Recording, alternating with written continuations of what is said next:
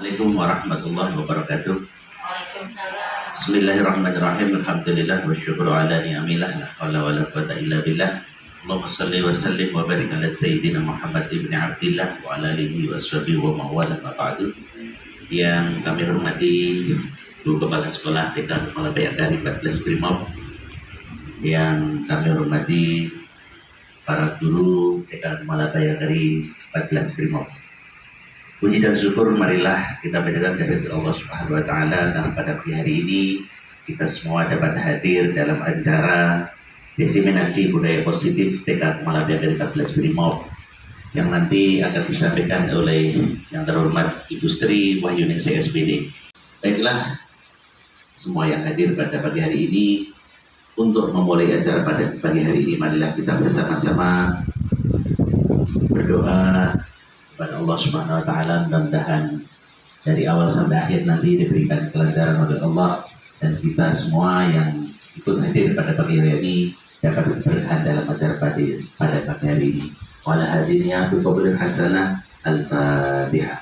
A'udzubillahi minasyaitonir rajim. Bismillahirrahmanirrahim.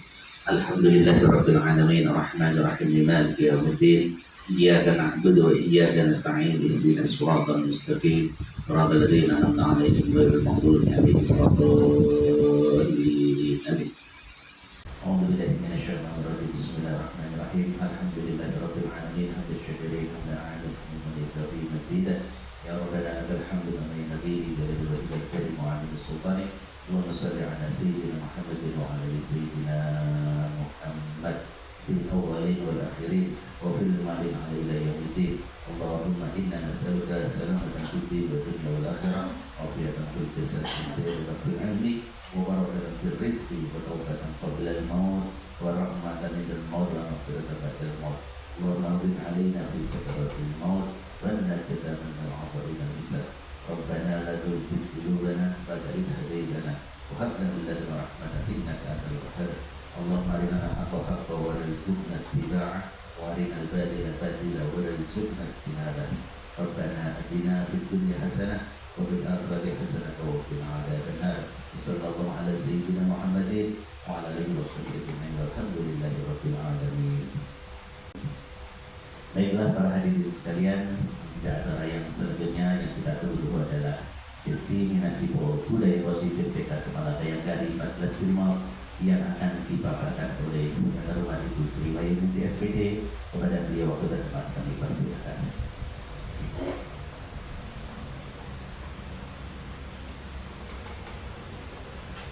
Baik, terima kasih Bapak Jenat. Assalamualaikum warahmatullahi wabarakatuh. Selamat pagi dan salam bahagia untuk kita semua. Alhamdulillah pada hari ini kita diberikan kesehatan, diberikan rahmat dan hidayah dari Allah Subhanahu wa taala sehingga kita bisa berkumpul pada hari ini dan dalam kegiatan diseminasi budaya positif, kegiatan yang mana hari ini kita meminta waktunya sedikit untuk bisa mengikuti kegiatan yang akan saya sampaikan. Saya di sini bukan sebagai orang yang sudah mengetahui apa yang saya sampaikan, hanya berbagi. Jadi kita hanya berbagi pengalaman yang sudah saya dapatkan selama pendidikan guru penggerak. Baik Bapak dan Ibu yang ada di sini, saya sebelum memulai mungkin kita bisa ice breaking dulu ya biar kita semangat. Jadi kita semuanya ice breaking terlebih dahulu. Berdiri apa duduk? Berdiri aja ya. Berdiri ya. Biar semangat.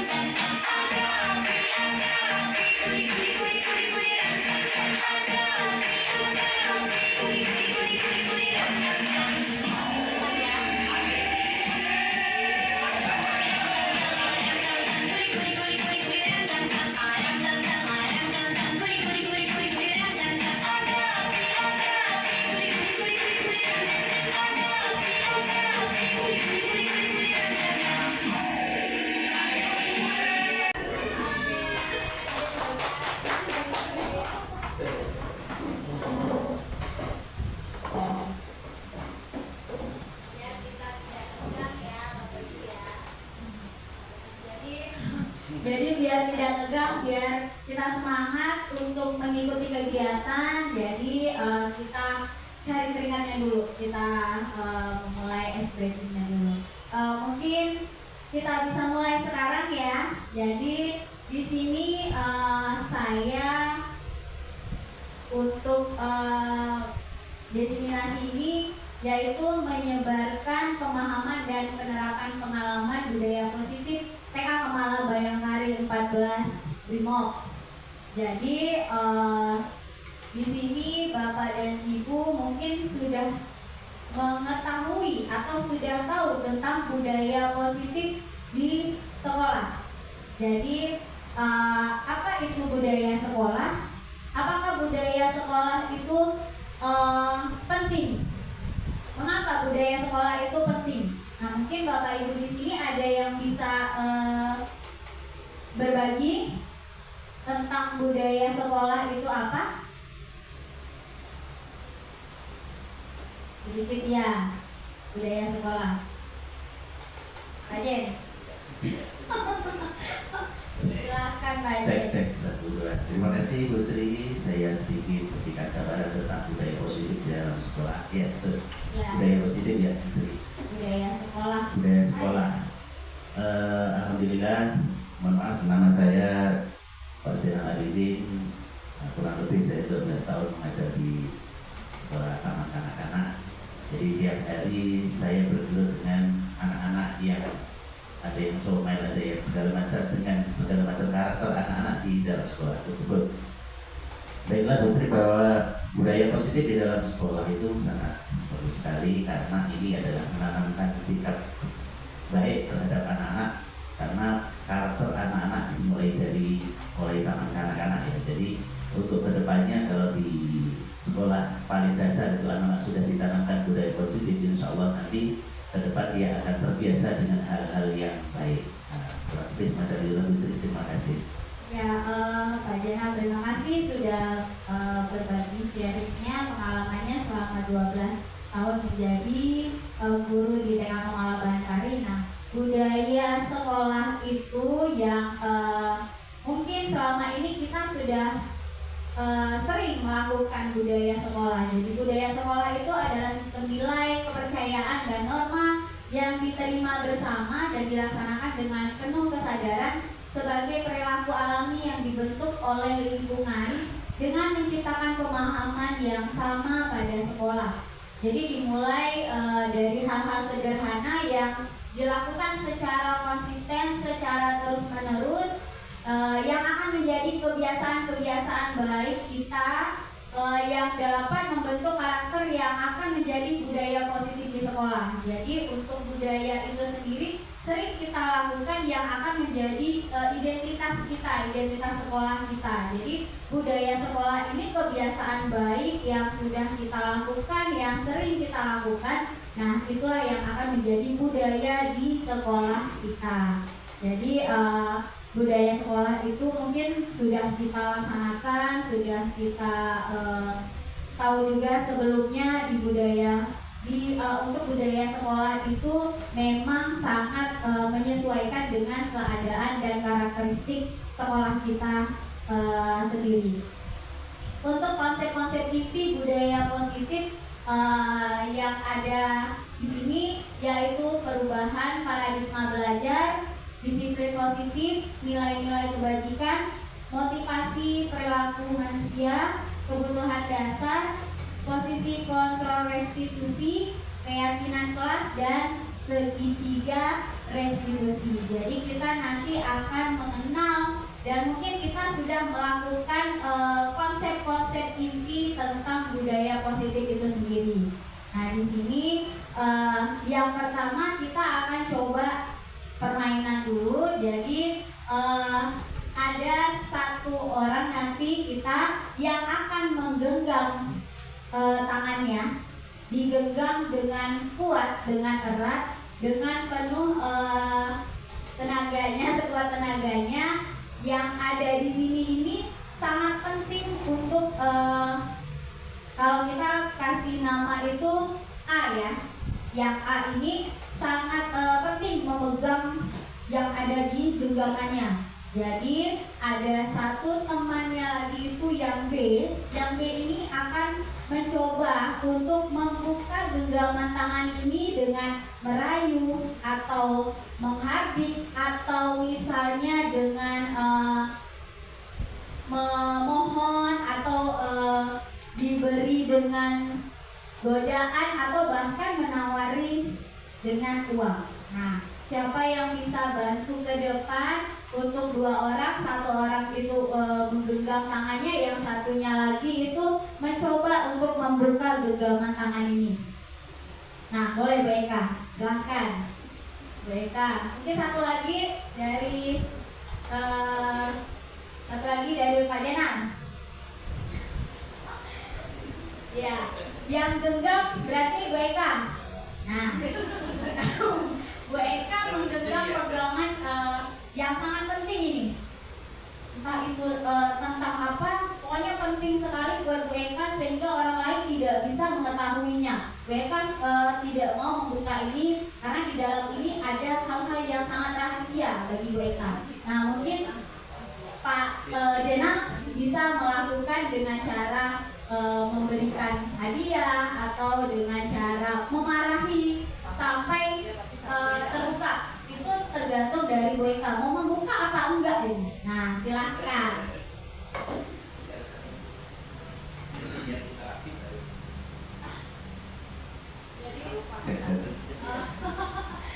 Kira-kira Bu Eka yang di bawah itu apa ya?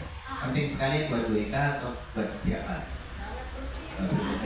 Kira-kira kalau saya boleh tahu, Bu Eka bisa tidak membuka genggaman tangan itu? Atau mungkin dengan hadiah atau dengan memohon atau gimana?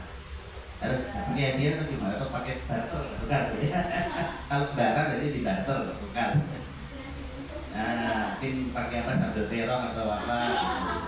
Ya. Oh, dengan masakan. Apa bukan jadi?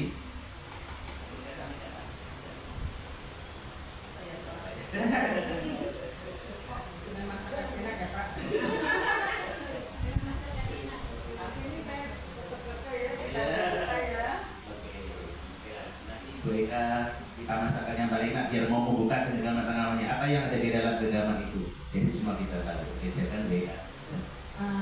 Baik, terima kasih untuk Bapak dan Ibu. Kita berikan tangannya. Terima kasih. Nah, itu tadi contoh dari salah satu dari kita itu, kita punya rahasia atau kita punya komitmen. Jadi kita memegang rahasia atau komitmen ini, kita memegang dengan kuat, dengan erat. Terus ada yang mencoba merayu kita, tapi kita tadi Bu Eka tidak mau membuka ya. Nah, kita lihat di sini. Nah, itu adalah contoh dari perubahan paradigma teori kontrol yang tadi Bu Eka sebagai penggenggam yang tidak mau membuka genggamannya. Nah, itu sebenarnya itu Bu Eka berusaha mengontrol dirinya. Sedangkan yang Bapak Jenal tadi, Bapak Jenal mencoba untuk berusaha juga bagaimana caranya Pak Jenal ini bisa mengontrol Bu Eka. Tapi untuk ilusi yang tadi itu, jadi seseorang itu bisa mengontrol dirinya sendiri, dan orang itulah yang tahu bagaimana nanti kita ini bisa dikontrol orang lain atau tidak. Jadi di sini perubahan paradigma teori kontrol itu ada ilusi guru mengontrol murid. Jadi kita sebagai guru, kita itu mengontrol murid bisa dengan seperti tadi kita melakukan hal-hal yang kita inginkan, tetapi ini ada ketentuan dari anak itu sendiri. Kita bisa mengontrol murid kalau murid itu membuka dirinya untuk bisa dikontrol. Kalau misalnya murid ini tidak bisa membuka diri untuk dikontrol, berarti guru mengontrol murid ini tidak bisa digunakan karena anak itu sendiri tidak mau dikontrol. Jadi itu ilusi Sedangkan yang selanjutnya adalah ilusi bahwa semua penguatan positif dan efektif dan bermanfaat. Jadi ilusi yang bahwa semua penguatan positif itu jadi dari kita memberikan penguatan positif kepada murid sehingga ada kebermanfaatan yang akan diterima oleh murid dan sehingga murid itu akan mau melakukannya karena ada penguatan positif di dalamnya. Untuk yang ilusi bahwa semua penguatan positif efektif dan bermanfaat bagi murid. Nah, selanjutnya itu ada ilusi bahwa kritik dan membuat orang merasa bersalah dapat menguatkan karakter. Jadi di sini ada kritik dan membuat merasa bersalah anak murid itu. Jadi kalau untuk kita mengontrol bahwa kritik dan membuat orang merasa bersalah dapat menguatkan karakter, anak tersebut dapat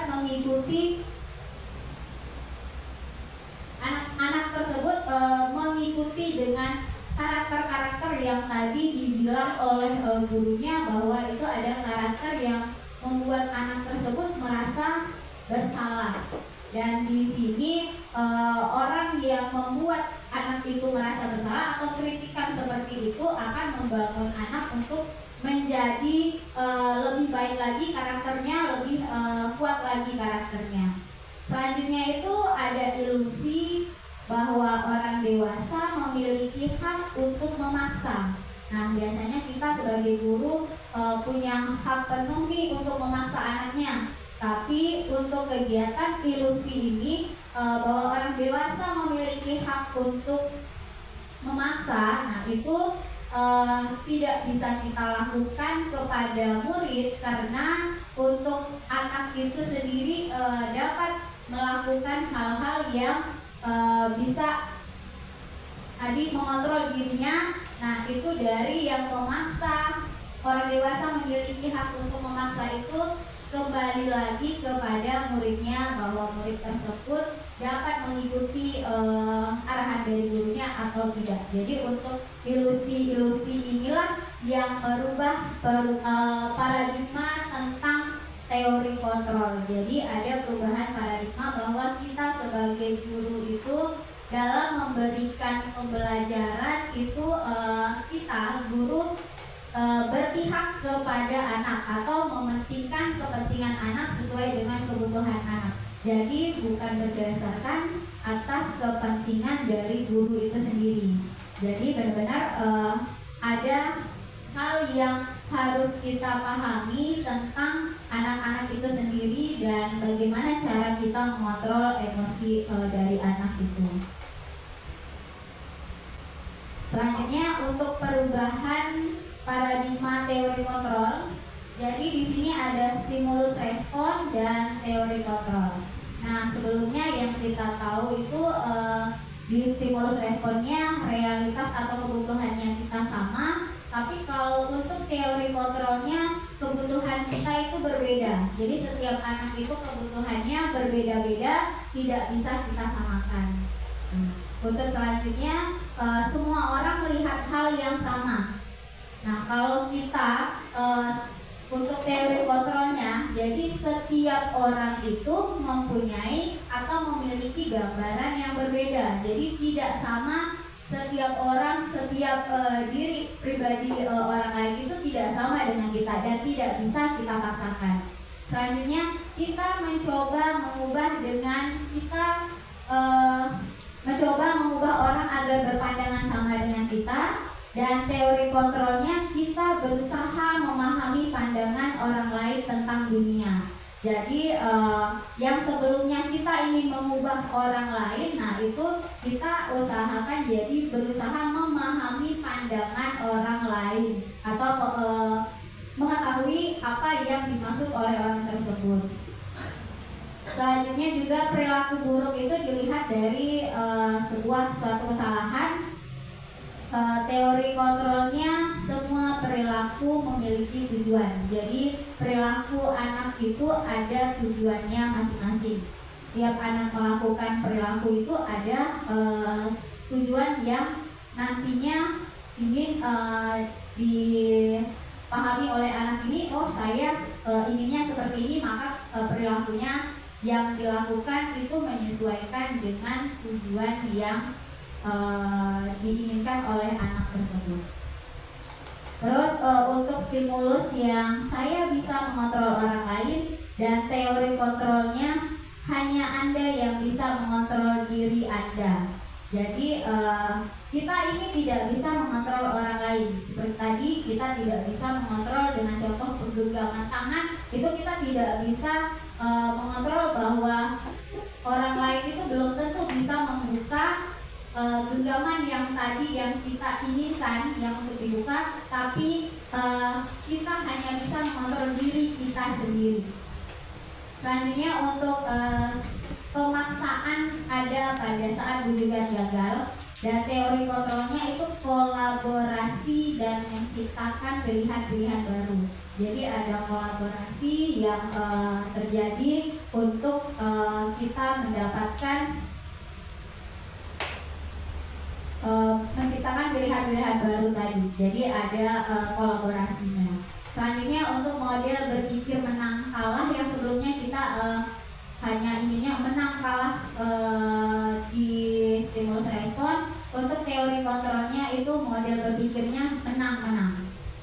Nah itu mungkin yang perubahan paradigma teori kontrol yang akan atau mungkin sudah kita lakukan di saat sekarang ini, yang mana itu yang akan menjadi tujuan utama kita dalam mendidik anak-anak.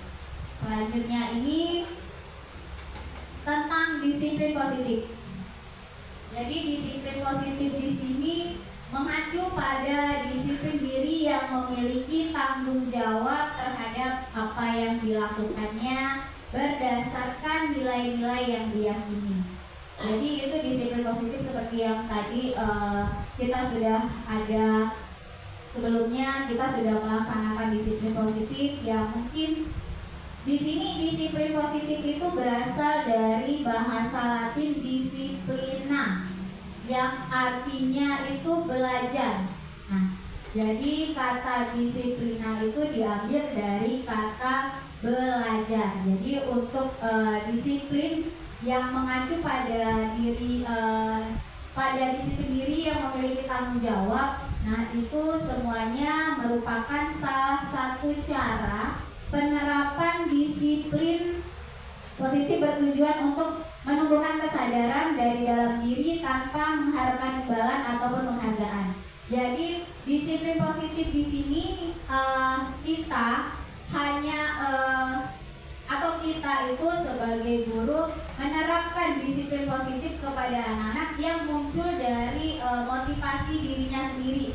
Jadi berdasarkan motivasi intrinsiknya atau dari dalam diri, bukan atas penghargaan atau imbalan atau paksaan. Jadi untuk disiplin di sini kita itu menanamkan motivasi, tujuannya ini menanamkan motivasi pada murid untuk menjadi orang yang diinginkan dan bisa menghargai dirinya sendiri dengan nilai-nilai yang mungkin diyakini, kebajikan-kebajikan yang sudah kita yakini bersama di sekolah, dan memiliki motivasi intrinsik bukan ekstrinsik. Jadi bukan berdasarkan paksaan dari orang lain atau paksaan dari luar. Jadi benar-benar muncul dari dalam diri kita sendiri untuk disiplin positif ini.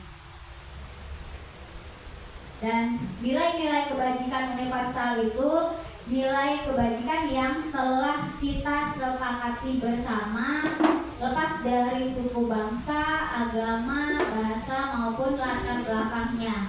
Salah satunya adalah nilai-nilai kebajikan yang ingin dicapai oleh setiap anak Indonesia yang kita kenal dengan profil pelajar Pancasila. Jadi mungkin selama ini kita sudah melaksanakan nilai-nilai kebajikan itu, sudah menerapkan nilai-nilai kebajikan dengan profil Pancasila, pelajar Pancasila, yaitu beriman, bertakwa kepada Tuhan Yang Maha Esa, dan berakhlak mulia, terus mandiri, bernalar kritis, tanggung jawab, bernalar kritis, bergotong royong, kreatif, berkebinekaan global. Dan untuk sikapnya, kita itu memiliki rasa hormat, integritas, mandiri, menghargai, antusias, keingintahuan, kreativitas, kerjasama, percaya diri, dan komitmen. Nah, ini mungkin sikap-sikap ini yang sudah kita lakukan bersama atau sudah kita laksanakan dan kita terapkan di sekolah untuk disiplin positif yang ada di sekolah kita. Jadi sikap-sikap inilah yang akan mencerminkan nilai-nilai kebajikan universal.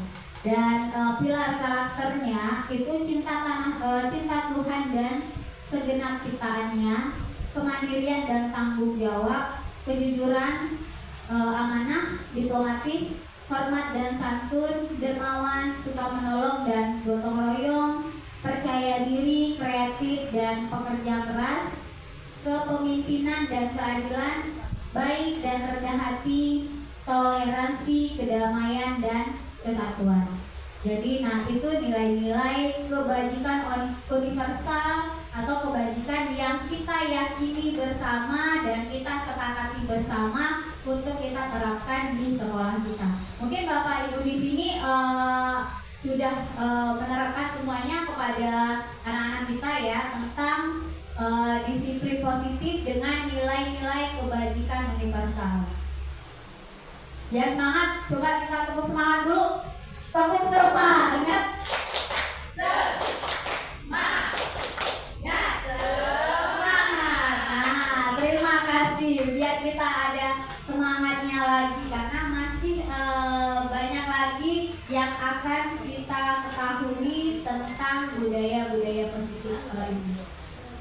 Selanjutnya itu kita ada motivasi perilaku manusia. Jadi di dalam disiplin itu ada motivasi perilaku manusia, yaitu ada 3 untuk menghindari ketidaknyamanan. Jadi kita itu berdasarkan kalau misalnya untuk menghindari ketidaknyamanan berarti kita karena kita nggak mau nih hal-hal ini terjadi hal-hal ini berdasarkan dorongan dari luar. Kita menghindari ketidaknyamanan itu berdasarkan arahan dari luar atau berdasarkan dorongan dari luar. Dan itu masuk ke dalam motivasi ekstrinsik atau motivasi dari luar berdasarkan dorongan dari luar. Dan selanjutnya motivasi perilaku manusia itu untuk mendapatkan imbalan atau penghargaan dari orang lain. Jadi itu ada unsur-unsur dari kita ingin mendapatkan penghargaan dari orang lain. Jadi kita pengen dihargai. Jadi ini muncullah dari motivasi yang tadinya dari luar juga karena memang itu berdasarkan penghargaan dari orang lain. Dan untuk motivasi perilaku manusia ini juga ada untuk menjadi orang yang mereka inginkan dengan menghargai diri sendiri dengan nilai-nilai yang mereka percaya. Nah ini motivasi yang muncul dari dalam diri kita sendiri. Nah motivasi perilaku manusia ini berdasarkan ketiga motivasi ini yang paling berdasarkan dari motivasi intrinsiknya dari dalam dirinya itu untuk menjadi orang yang mereka inginkan dengan menghargai diri sendiri dengan nilai-nilai yang mereka percaya, dan itu muncullah dari dalam diri kita bukan dari dorongan luar. Jadi tidak ada unsur dari paksaan dari luar untuk yang motivasi ketiganya, yang nomor 3, yang poin ketiga. Paham ya Bapak Ibu, atau ada yang kurang mengerti tentang motivasi perilaku manusia? Kalau ada yang bingung nanti boleh sambil ditanyakan. Lanjut ya. Lanjut. Oke, kebutuhan dasar manusia. Nah, di sini kebutuhan dasar manusia itu kita segala sesuatu yang kita lakukan dengan tujuan yang diinginkan setiap manusia akan mengupayakan agar bisa memenuhi seluruh kebutuhan dasar tersebut agar dapat menjalani hidup secara optimal. Nah, di sini kebutuhan dasar kita itu yang sering kita rasakan itu adalah kebutuhan bertahan hidup. Jadi kita perlu makanan, kita perlu pakaian, tempat tinggal. Nah, itu kebutuhan dari kita bertahan hidup. Dan kita juga butuh kasih sayang dan rasa diterima. Jadi untuk kasih sayang dan rasa diterima ini biasanya kita di dalam kelas itu untuk anak-anaknya, kalau untuk kasih sayang ini biasa mereka diperlihatkan dari bagaimana mereka diterima di dalam suatu kelompok atau mereka mengikuti sesuatu hal yang diberikan dukungannya. Jadi ada rasa diterima di dalam kelompok atau kegiatan tersebut yang menjadikan anak ini muncul rasa percaya dirinya atau kita lebih muncul rasa percaya dirinya. Dan selanjutnya itu penguasaan. Jadi ada kebutuhan yang pengen atau ingin dicapai, yaitu ingin berkuasa. Seperti misalnya kita ingin bahwa kita ini harus dihargai, kita harus menjadi orang yang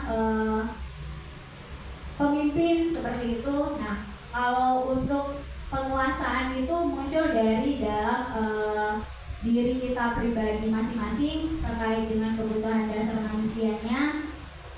Terus kita kebutuhan dasar manusia dengan diberikan kebebasan. Jadi kita ada kebebasan di dalam kebutuhan dasar manusia itu sendiri. Kita bebas dalam mungkin melakukan kegiatan, kita ingin melakukan sesuatu hal yang menurut kita itu baik untuk kita. Jadi kita punya kebebasan sendiri. Dan kita kebutuhan dasar manusia itu dari kesenangannya. Nah, jadi ada 5 kebutuhan dasar manusia ini, termasuk mulai dari bertahan hidup, kasih sayang dan rasa diterima, penguasaan, kebebasan, dan kesenangan. Jadi kita senang melakukan sesuatu itu kebutuhan dasar yang ada di diri kita manusia. Dan 5 kebutuhan dasar ini yang tadi saya sampaikan, bertahan hidup adalah kebutuhan yang bersifat fisiologis tadi. Dan kasih sayang dan rasa diterima itu rasa diterima untuk dipedulikan, berbagi, bekerja sama, menjadi bagian dari suatu kelompok, dikasihi, mengasihi, disayangi, atau menyayangi. Jadi ada rasa-rasa yang ingin diterima oleh diri kita sendiri. Terus penguasaan itu kekuatan seseorang untuk mencapai sesuatu, menjadi kompeten atau menjadi terampil dalam memimpin, berprestasi, diakui dan didengar. Dan yang itulah yang muncul kadang pada diri kita sendiri karena muncul nilai kebutuhan dasar kita tentang penguasaan ini. Dan kebutuhan dasar manusia dengan kebebasan, kita bisa mandiri, memiliki pilihan sendiri, mengembangkan kemampuan dan mengendalikan arahan, atau kita tahu arah kita mau kemana, dan pilihan itu muncul dari diri kita sendiri. Jadi kebebasan atas segala sesuatu yang kita inginkan. Dan kesenangan ini terkait dengan humor atau bermain, bersenang-senang, bergembira, antusiasme, dan tertawa, bahagia. Jadi itu ada kesenangan yang kita butuhkan. 5 kebutuhan dasar manusia. Nah, ini yang mungkin sudah kita lakukan, yang kita ketahui juga muncul di dalam diri kita sendiri tentang 5 kebutuhan dasar manusia. Selanjutnya di sini ada hukuman konsekuensi dan restitusi. Mungkin kita di sini tahu ya kalau hukuman biasanya ada yang pernah melakukan hukuman atau memberikan konsekuensi atau dengan melakukan restitusi. Nah, kalau di sini penjelasannya tentang hukuman itu bersifat satu arah yang dibuat oleh guru. Jadi hukuman ini benar-benar berdasarkan dari guru dan itu dilakukan secara tiba-tiba, tidak terencana. Dan kadang hukuman ini juga menyakiti murid. Nah, murid itu merasa mendapatkan hukuman, merasa tersakiti dan kita tidak tahu untuk mengontrol anak ini dengan pengaturannya, penguatannya itu negatif. Karena yang diterima anak itu berupa hukuman, jadi yang diingatnya itu adalah penguatan negatifnya. Nah, itu terkait dengan hukuman. Untuk konsekuensi, itu konsekuensi biasanya sering kita lakukan dan itu telah disepakati bersama. Untuk konsekuensinya tidak nyaman bagi murid untuk jangka waktu yang pendek. Jangka waktu yang pendek itu misalnya kita sudah melakukan kesepakatan di dalam kelas, misalnya kita kesepakatannya kita memakai pakaian itu lengkap, tetapi kadang ada yang atributnya ketinggalan atau kurang lengkap.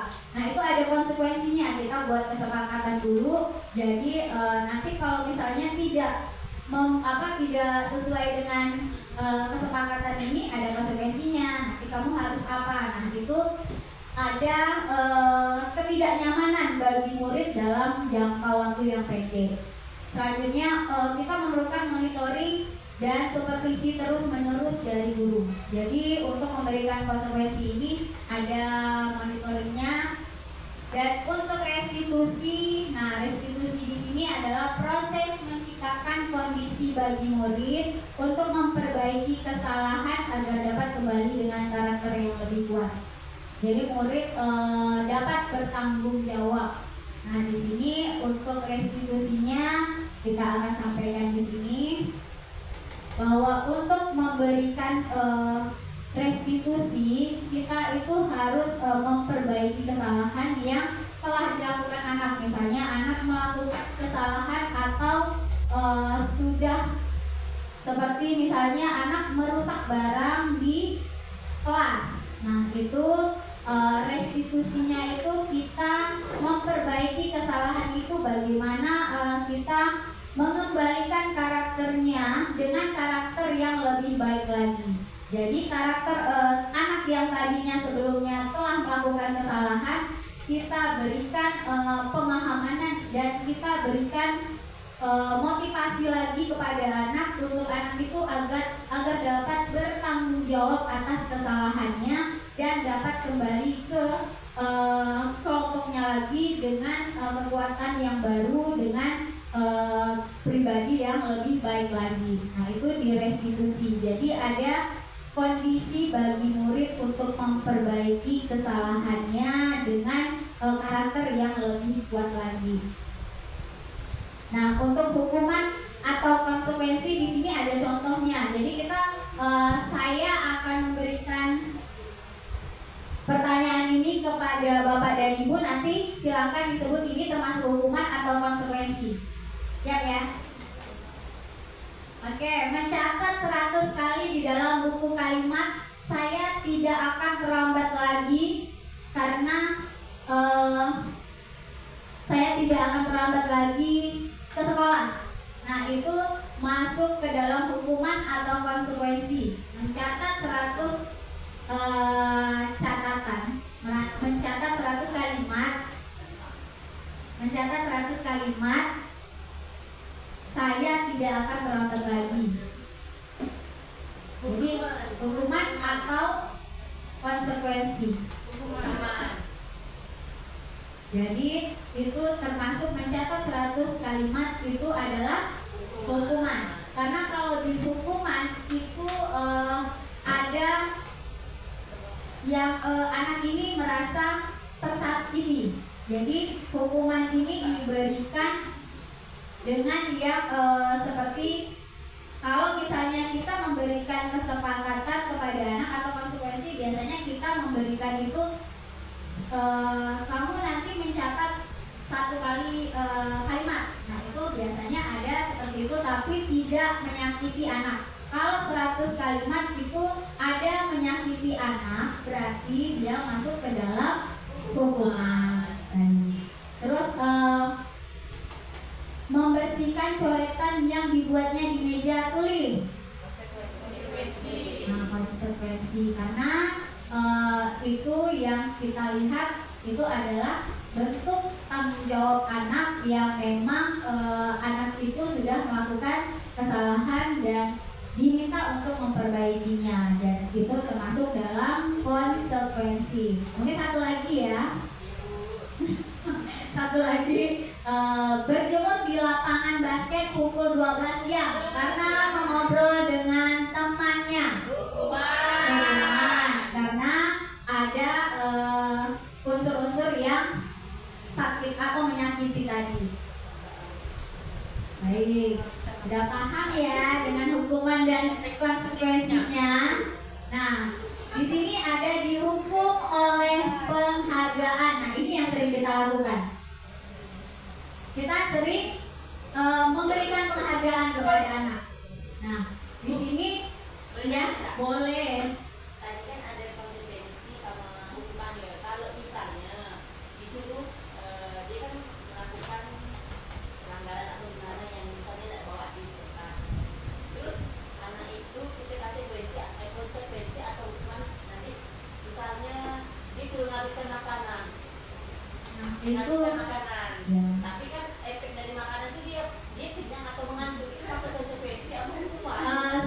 Sebelumnya itu kalau konsekuensi kita sudah ada kesepakatan. Nah, itu sudah ada kesepakatan sebelumnya atau belum? Sudah misalnya. Nah, kalau sudah itu berarti masuk ke dalam konsekuensi. Nah, kalau untuk hukuman itu dia berupa tindakan yang tidak direncanakan tetapi diberikan oleh anak itu dengan menyakiti anak tersebut atau memberikan seperti efek yang memang negatif ke anaknya. Jadi kalau untuk tadi mungkin sebelumnya sudah ada kesepakatan ya. Nah, kalau misalnya kesepakatan itu sudah ada, berarti itu masuk ke dalam konsekuensinya. Hukuman ini berupa tindakan yang secara tidak terencana. Oke? Ya, kita lanjut yang dihukum oleh penghargaan. Nah, penghargaan ini kalau kita biasa lakukan kepada anak, ternyata penghargaan itu tidak efektif. Terus penghargaan merusak hubungan. Penghargaan juga mengurangi ketepatan. Penghargaan juga menurunkan kualitas, mematikan kreativitas dan menghukum. Nah, ada yang tahu kenapa penghargaan itu tidak efektif? Penghargaan itu tidak efektif karena kita memberikan penghargaan kepada anak itu akan terus-menerus melakukan kegiatan berdasarkan penghargaan itu sendiri. Jadi bukan dasar dari diri anak itu. Jadi penghargaan yang kita berikan selama ini ternyata itu memunculkan rasa-rasa yang dari luar, dari dalam diri anak, yang muncullah tadi penghargaan itu menjadi tidak efektif karena bukan dari dalam diri anak tapi berdasarkan penghargaan atau imbalan. Nah, kenapa penghargaan itu tidak efektif? Nah, karena itu tadi, dan penghargaan bisa merusak hubungan. Kalau misalnya kita memberikan penghargaan kepada satu teman dan teman yang lain kita tidak berikan, jadi ada rasa iri, rasa cemburu. Nah, itu yang akan membuat hubungan itu menjadi tidak baik. Terus penghargaan mengurangi ketepatan. Kadang kita memberikan penghargaan itu bukan untuk yang anak tersebut, terkadang yang dianggap oleh anak itu penghargaan ini untuk mereka. Kita misalnya sudah menang Bu, kita sudah atau apa sudah berusaha, tapi ada nilai-nilai yang memang tidak masuk di dalam penghargaan itu sendiri. Jadi kita dihukum dengan penghargaan itu. Terus penghargaan menurunkan kualitas. Tadinya yang kita anak ini atau kita sudah melakukan kegiatan yang menurut kita sudah benar, atau kegiatan itu sendiri sudah kita lakukan berdasarkan motivasi dari diri, karena dari penghargaan itu sendiri jadi ada rasa anak ini tidak mau lebih baik lagi karena penghargaan itu tadi. Jadi kayak misalnya kita melihat teman lain itu diberi penghargaan, kita melihat dengan penghargaan itu berarti saya tidak akan melakukan itu karena saya takutnya saya tidak mendapatkan penghargaan itu. Jadi lebih menurunkan kualitasnya, yang tadi anak itu bisa melakukannya menjadi tidak dilakukan karena tadi ada penghargaan itu. Terus mematikan kreativitas tadi sama dengan kita mengajak untuk anak itu tidak kreatif. Jadi semua berdasarkan penghargaan itu sendiri. Jadi bukan dari diri kita sendiri. Dan penghargaan itu memang yang termasuk tadi ke dalam menghukum. Oke, jadi pengaruhnya untuk jangka pendek dan jangka panjangnya itu ada. Penghargaan efektif itu jika kita menginginkan seseorang melakukan sesuatu yang kita inginkan dalam jangka waktu pendek. Nah, itu penghargaan itu efektif diberikan jika kita ingin dalam jangka waktu pendek. Mungkin seperti kegiatan lomba yang biasanya kita berikan hadiah piala.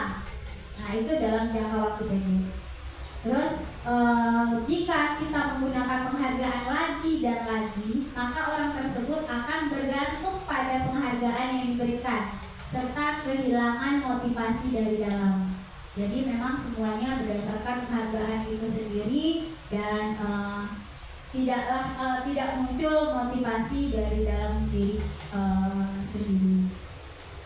Jika kita mendapatkan penghargaan untuk melakukan sesuatu yang baik, maka selain kita senantiasa berharap mendapatkan penghargaan tersebut, kita pun tidak menyadari tindakan baik yang kita lakukan. Jadi karena penghargaan itu, jadi kita lupa atau kita tidak menyadari tindakan-tindakan baik yang sudah kita lakukan karena berdasarkan penghargaan itu sendiri. Jadi untuk selanjutnya mungkin penghargaan kita berikan kepada anak mungkin lebih mungkin disesuaikan ya untuk jangka pendek dan jangka panjangnya, karena ada pengaruh-pengaruh yang dampak positif dan negatifnya terhadap penghargaan itu sendiri. Dan untuk restitusi tadi, ciri-ciri restitusi itu restitusi bukan untuk menembus kesalahan, namun untuk belajar dari kesalahan. Jadi pendekatan restitusi sebenarnya juga berhubungan dengan usaha menebus kesalahan. Jadi mungkin yang tadinya kita ingin anak itu memperbaiki kesalahannya atau menebus kesalahannya, tapi kita ganti dengan belajar dari kesalahan. Jadi anak itu tidak akan melakukan kesalahan itu kembali.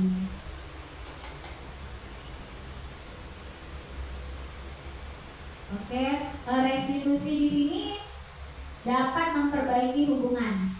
Proses ini menciptakan kondisi yang aman bagi murid untuk menjadi jujur pada diri mereka sendiri dan mengevaluasi dampak dari tindakan mereka pada orang lain. Ketika proses pemulihan dan evaluasi diri telah selesai, mereka bisa berpikir tentang apa yang dilakukan untuk menebus kesalahan mereka pada orang yang menjadi korbannya. Nah, itu yang biasa kita kepada anak-anak yang mungkin banyak atau sering kita lihat anak itu melakukan kesalahan atau berbuat sesuatu di luar dari yang diharapkan. Nah, kita tidak mengajak anak itu untuk menebus kesalahan, tetapi memperbaiki kesalahan itu agar menjadi pribadi yang lebih baik lagi dan punya nilai tanggung jawabnya. Ada tanggung jawab di dalam memperbaiki atau restitusi ini memberikan tanggung jawab kepada anak. Restitusi ini adalah tawaran, bukan paksaan. Jadi mungkin dari guru-guru untuk menciptakan kondisi yang membuat anak bersedia menyelesaikan masalah dan berbuat lebih baik lagi dengan berkata, tidak apa-apa kok, berbuat salah itu manusiawi. Jadi pembicaraan ini biasanya bersifat tawaran ya. Jadi bukan kita paksa anaknya. Jadi kita ada bahasa yang tidak apa-apa kok, berbuat salah itu manusiawi, tapi kita berikan penguatan kembali bagaimana anak itu menghindari atau tidak melakukan hal yang sama lagi. Jadi bisa kita sampaikan bahwa kamu harus lakukan ini. Kalau misalnya yang seperti ini pembicaraan yang seperti ini pembicaraan kamu harus lakukan ini, kalau tidak maka nah itu bukan restitusi. Nah, kalau restitusi itu tidak ada unsur paksaan. Jadi untuk restitusi yang biasa kita kasus-kasus pada anak itu sering terjadi dan kita bisa menggunakan restitusi itu sendiri. Restitusi menuntut untuk melihat ke dalam diri. Jadi untuk membimbing proses pemulihan diri, guru bisa bertanya pada anak, kamu ingin menjadi orang yang seperti apa? Kamu akan terlihat, terdengar, dan terasa seperti apa yang sudah kamu seperti apa kalau kamu sudah menjadi orang yang seperti itu? Boleh kita sampaikan lagi apa yang kamu percaya tentang bagaimana kamu harus memperlakukan orang lain, bagaimana kamu mau diperlakukan ketika kamu berbuat salah. Terus apa nilai yang diajarkan di keluargamu tentang hal ini? Apakah kamu memegang nilai ini, nilai-nilai kebajikan tadi?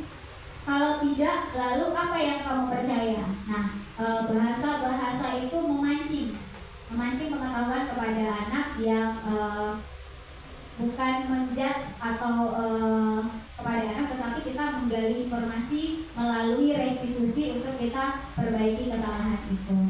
Jadi kita tidak ingin menciptakan rasa bersalah pada diri anak dengan bertanya seperti itu kalau guru melihat rasa bersalah di wajah murid. Jadi biasanya kita udah melihat anak tuh udah kayak saya ini salah gitu, udah kayak seperti ketakutan. Nah, maka guru-guru itu harus cepat-cepat mengatakan tidak apa-apa kok. Jadi berbuat salah itu sebenarnya bisa diperbaiki lagi. Jadi ada unsur-unsur yang menaikkan motivasinya. Tadinya mungkin anak itu sudah merasa down atas kesalahannya, tapi kita berikan unsur-unsur yang memang anak ini menjadi lebih baik lagi dengan memperbaiki kesalahan tersebut. Mungkin untuk restitusi ya, jadi ada kita bisa memberikan bimbingan atau kita bisa menuntun anak untuk melihat dirinya masing-masing, bagaimana dirinya ini untuk melakukan perubahan tersebut. Untuk selanjutnya ini ada posisi kontrol guru. Jadi ada 5 posisi kontrol, ada menghukum, membuat merasa bersalah, teman, pemantau, dan manajer. Mungkin kita di sini bisa keseluruhannya kita rasakan atau hanya salah satu. Mungkin dari Bapak Ibu ada yang dirinya itu sebagai penghukum, ada yang membuat merasa bersalah, teman, pemantau, dan manajer. Mungkin kalau di posisi kontrol ini yang sering dilakukan sebelumnya biasanya itu penghukum, karena mungkin sebelumnya ada yang melakukan hukuman-hukuman kepada anak, dan ada yang pembuat merasa bersalah, sering bikin anaknya itu merasa bersalah. Kamu sudah melakukan ini. Jadi ibu kecewa sama kamu kayak gitu kan. Jadi ada unsur-unsur yang sering memancing anak itu merasa bersalah. Dan ada guru yang menjadi temannya, merasa bahwa dirinya itu teman, sebagai teman. Ada yang sebagai pemantau dan manajer. Mungkin di dirinya Ibu Eka seperti apa? Posisi yang ada di Ibu Eka sebagai teman. Teman ya. Baik, kita lihat di sini. Ini contoh kasusnya ya. Kasus dalam posisi kontrol, 5 posisi kontrol tadi. Kasusnya kita ambil murid terlambat datang ke sekolah. Jadi di dalam kasus ini murid terlambat datang ke sekolah, seandainya kita sebagai penghukum itu bicaranya seperti ini. Terlambat lagi, selalu datang terlambat. Kapan bisa datang tepat waktu? Nah, dengan matanya yang melotot. Nah, itu biasanya ada yang melakukan seperti ini. Nah, itu masuk ke dalam posisi kontrolnya sebagai penghukum. Mungkin kita di sini tidak ada ya yang seperti itu, karena untuk di TK melotot aja itu anak sudah takut atau menjadi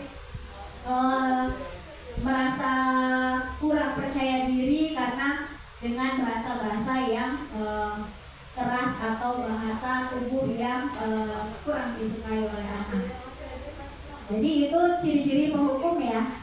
Terus untuk pembuat merasa bersalah, biasanya kamu ini bagaimana ya? Kamu sudah berjanji dengan ibu tidak terlambat lagi. Kamu kenapa ya? Senang sekali mengecewakan ibu. Jadi anak itu merasa bersalah, merasa melakukan kesalahan. Nah, itulah guru yang mempunyai posisi kontrolnya itu ada di pembuat merasa bersalah. Biasanya ada bahasa yang seperti ini, kita pernah mengucapkan bahasa-bahasa seperti itu. Nah, itu ada di posisi kontrol pembuat merasa bersalah. Mungkin di diri kita ada ya. Ada. Terus posisi teman yang tadi Bu Eka bilang ya. Ayolah, kalau di kasus terlambat tadi ya, ayolah bagaimana sih kamu, kemarin kamu sudah janji kepada ibu, kamu kenapa masih terlambat lagi? Ya sudah, duduk dulu sana, tidak diulangi lagi ya. Jadi ada bahasa yang mungkin lembut kepada anak, lembut tetapi itu ada di posisi teman itu tadi ya. Mungkin nanti saya sampaikan apa efek-efeknya dari posisi ini. Terus untuk pemantau. Dan untuk teman tadi, yang teman ya, untuk teman itu misalnya kita menggunakan bahasa-bahasa, kita posisinya sebagai teman, anak itu akan tergantung kepada kita. Jadi misalnya Bu Eka ini lagi tidak masuk ke sekolah, mungkin lagi ada urusan di luar atau mungkin lagi sakit, jadi digantikan oleh guru lain dan anak ini sudah terbiasa dengan Ibu Eka. Jadi sudah tahu dengan Ibu Eka dan penanganannya dengan Bu Eka itu seperti apa. Nah, giliran guru lain itu masuk, anak itu tidak bisa beradaptasi dengan guru tersebut karena kita menanamkan nilai tadi, nilai teman. Jadi anak itu susah untuk menerima karena kita anak tersebut akan tergantung. Jadi anak itu tergantung kepada kita dengan posisi kita sebagai teman tadi, anak itu tergantung. Jadi kalau kita tidak ada, anak itu tidak mau mengikuti apa yang kita sampaikan. Jadi hanya berdasarkan kepada diri seseorang saja atau satu guru saja, tapi bukan untuk keseluruhan guru. Jadi ada nilai mungkin untuk yang negatifnya ya. Terus untuk pemantau dengan bahasa seperti ini. Kamu sudah melanggar peraturan sekolah. Kamu tahu konsekuensinya.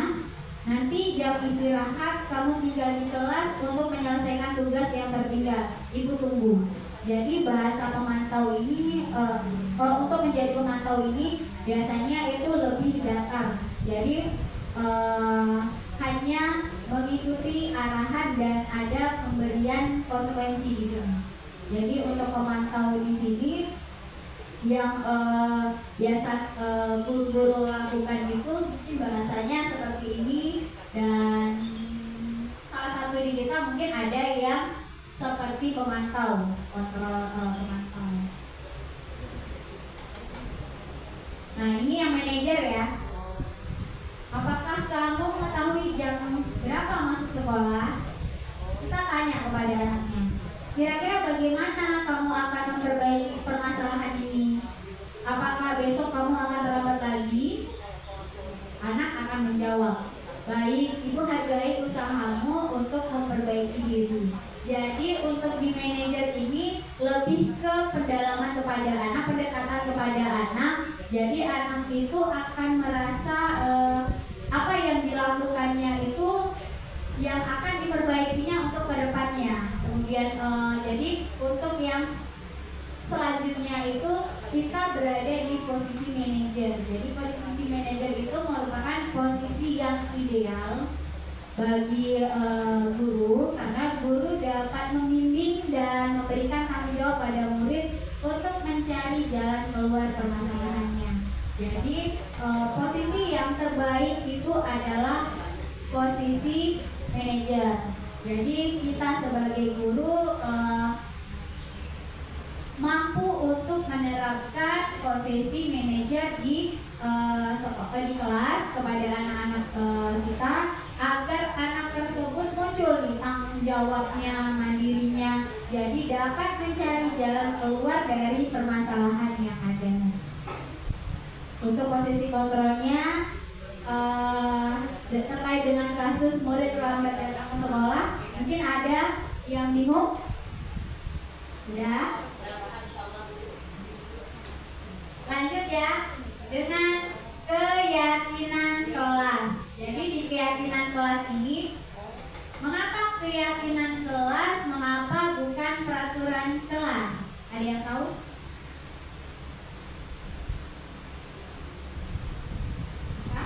Kenapa keyakinan kelas, kenapa bukan peraturan kelas? Yang sering kita dulu kan biasanya peraturan kelas ya yang sering kita dengar. Kenapa harus keyakinan kelas bukan peraturan kelas? Nah, silakan.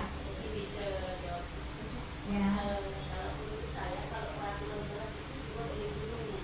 Tapi kalau keyakinan kelas ini anak dulu yang menentukan. Kira-kira keyakinan kelas di kelas kita ini mau diapakan? Baik, kurang lebih terima kasih untuk keyakinan kelas dan peraturan kelas ya. Nah, mungkin kalau secara keseluruhan memang kita untuk di dalam kelas atau di sekolah kita untuk menerapkan peraturan sekolah itu hanya dilakukan satu arah oleh guru.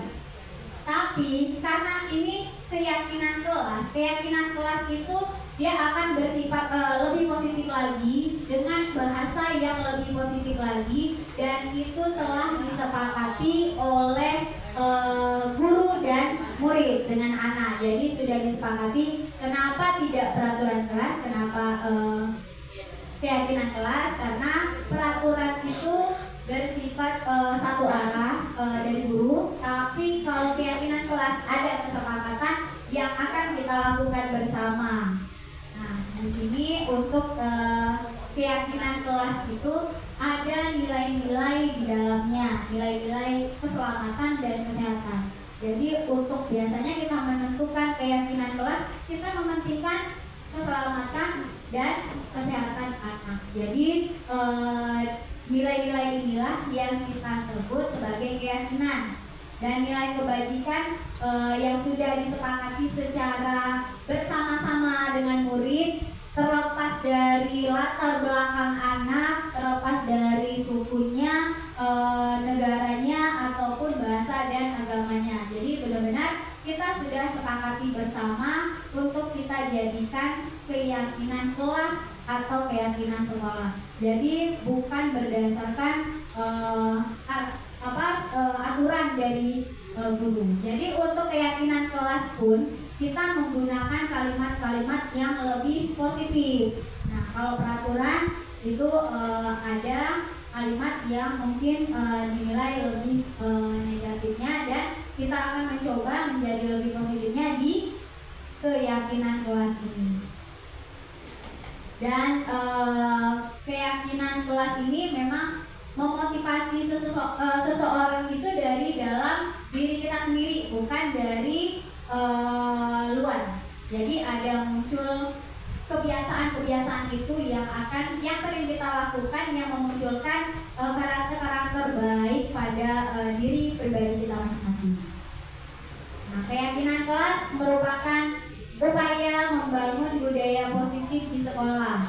Jadi keyakinan kelas itu sangat penting bagi kita, karena keyakinan kelas itu telah kita sepakati bersama dengan anak atau dengan murid, dan yang akan menjadi budaya-budaya positif kita di sekolah. Jadi keyakinan kelas itu sangat penting sekali kita buat atau kita sampaikan bersama anak-anak, dan kita sepakati bersama murid kita, dan kemudian kita lakukan secara bersama berdasarkan nilai-nilai kebajikan dan berpihak pada murid. Jadi bukan atas kepentingan guru. Jadi memang benar-benar berdasarkan keberpihakan kita kepada murid, yang diharapkan mampu mewujudkan tujuan pendidikan yang berorientasi pada profil pelajar Pancasila.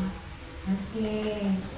Keyakinan kelas kita, pembentukan keyakinan kelas itu bersifat lebih abstrak, berupa pernyataan-pernyataan universal. Pernyataan dibuat dalam bentuk positif, mudah diingat dan dipahami oleh semua warga kelas. Jadi semua mengetahui apa yang diinginkan, dapat diterapkan di lingkungan tersebut. Semua warga kelas berkontribusi dalam pembuatan keyakinan kelas dengan memberikan pendapat.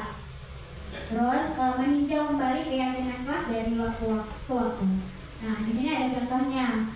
Kalimat negatifnya, jangan berlari di kelas atau koridor. Dan mungkin itu kalau kita buat dalam keyakinan kelas, diganti berjalanlah di kelas atau koridor. Dan kalau misalnya membuang sampah, jangan membuang sampah sembarangan. Kita ganti jadi jagalah kebersihan. Ya, jadi bahasanya lebih ke kalimat positif. Jadi tidak ada kata jangan.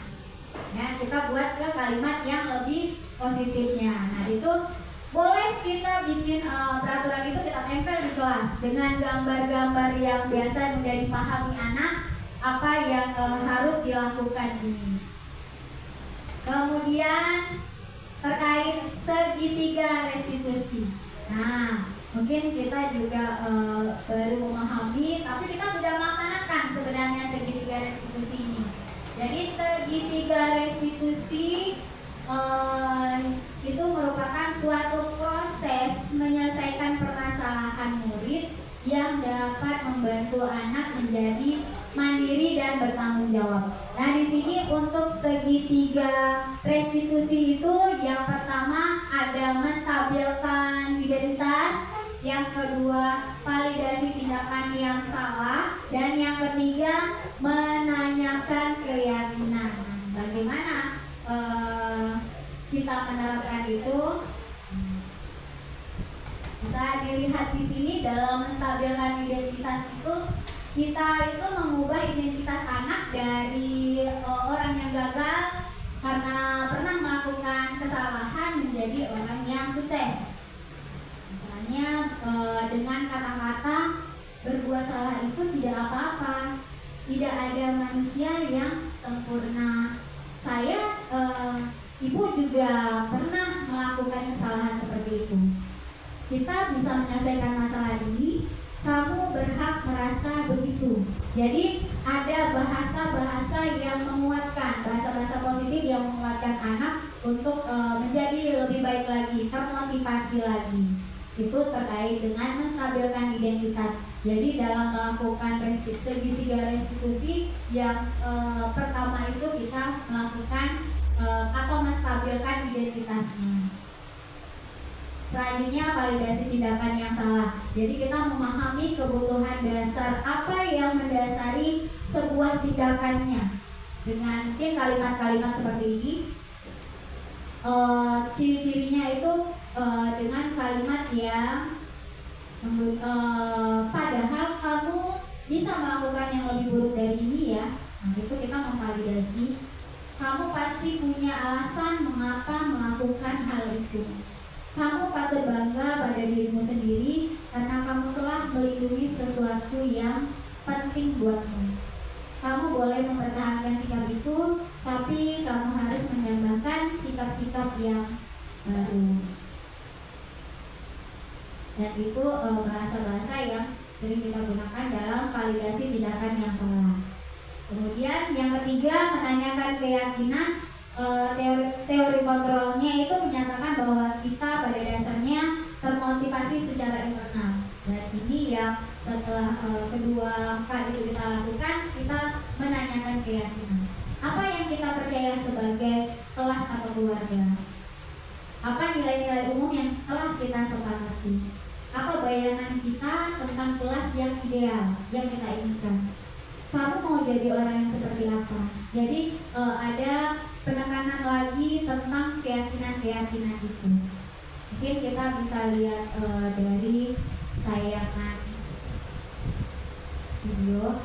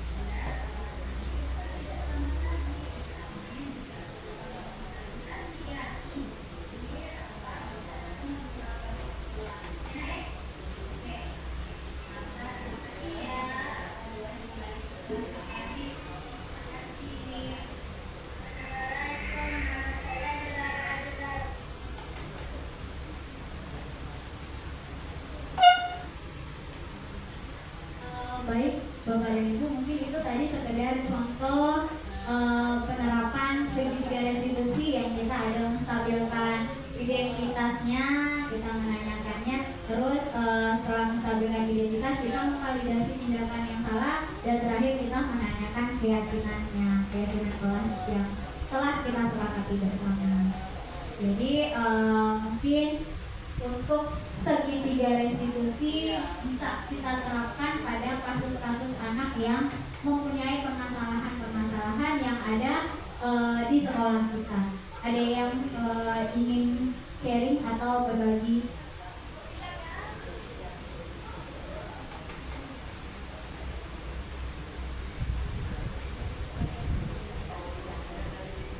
Mungkin ada yang bingung ya, segitiga restitusi itu apa ya? Nah, segitiga restitusi itu adalah penyelesaian permasalahan, ya. Jadi penyelesaian permasalahan dalam kondisi yang memang kita melihat dari kasusnya itu bahwa apa yang dilakukannya itu dapat diperbaiki dan bisa memberikan nilai-nilai yang memang karakter yang lebih baik lagi yang muncul dari diri anak itu sendiri.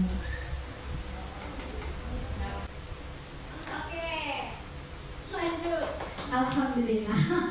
Lanjut ya. Jadi Bapak dan Ibu, nah terkait dengan semua budaya positif yang telah kita pahami bersama terkait dengan tadi perubahan paradigma, teori kontrol, terus nilai-nilai kebajikan, disiplin positif, motivasi perilaku guru, perilaku manusia, motivasi perilaku manusia, terus 5 kebutuhan dasar manusia, dan sampai tadi kita sudah melaksanakan atau mengetahui tentang posisi kontrol, keyakinan kelas yang akan kita buat nanti bersama anak-anak di kelas, dan terakhir tadi segitiga restitusi dalam penyelesaian masalah.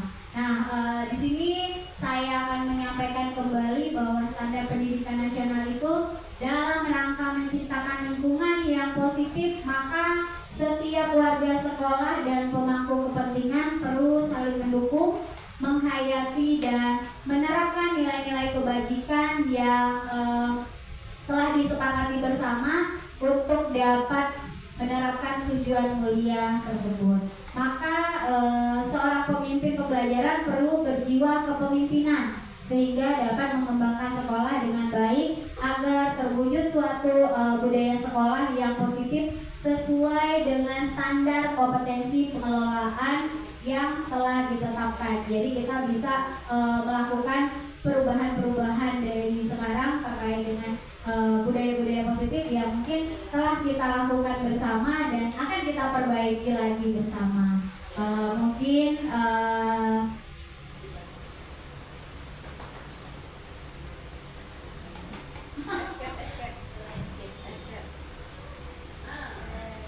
Oke, mungkin itu yang bisa saya sampaikan terkait budaya positif di sekolah di Tena Kemala Bayangkari 14 Brimob. Terima kasih atas kesempatannya sudah berkenan hadir dan mengikuti kegiatan sampai selesai.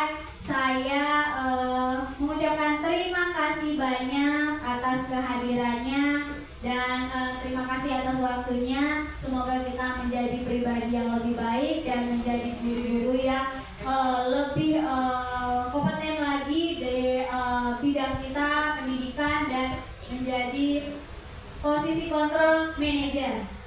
Sekian dari saya, mohon maaf mungkin atas perkataan dan